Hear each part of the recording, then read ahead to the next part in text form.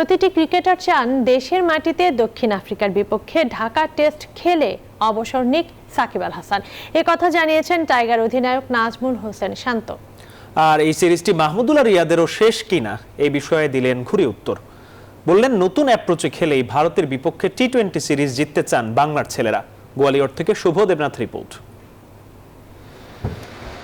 টি-20কে বিদায় জানিয়েছেন, good bye বলেছেন টেস্টকেও। তবে শেষ ম্যাচটা খেলতে চান দেশের মাটিতে। বাংলার ব্র্যান্ড সাকিব আল হাসানের এই চাওয়া পূর্ণতায় রূপ দিতে চান ক্রীড়া উপদেষ্টা।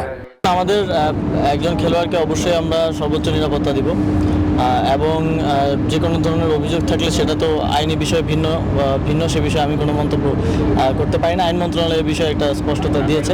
আমিও ব্যক্তিগতভাবে চাই এরকম একজন প্লেয়ার যার দেশের জন্য এত অর্জন রয়েছে, তিনি বাংলাদেশেই তার যেহেতু টেস্ট শেষ করতে চাচ্ছেন সে ফেয়ারওয়েলটা পাক, এটা আমার আশা থাকবে। এ বিষয়ে নিজের মতামত দিলেন টাইগার অধিনায়ক নাজমুল শান্ত। বললেন, দলের সবারই চাওয়া সাকিবের বর্ণিল অধ্যায় শেষ হোক দেশের মাটিতে সম্মান জানিয়ে। অবশ্যই উনি যদি দেশের মাটিতে যে খেলতে পারেন, এটা অবশ্যই আমাদের বাংলাদেশের প্রত্যেকটা প্লেয়ারের জন্য অনেক স্বস্তির একটা ব্যাপার।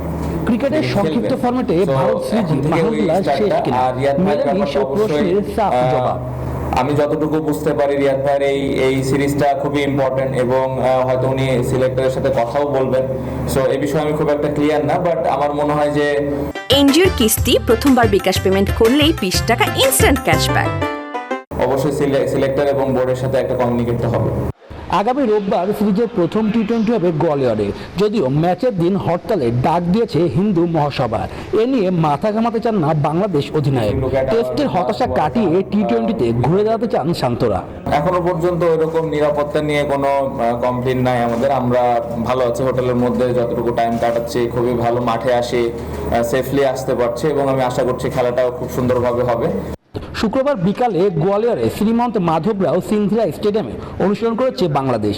এর আগে দুপুরে গা গরম করেছে ভারত।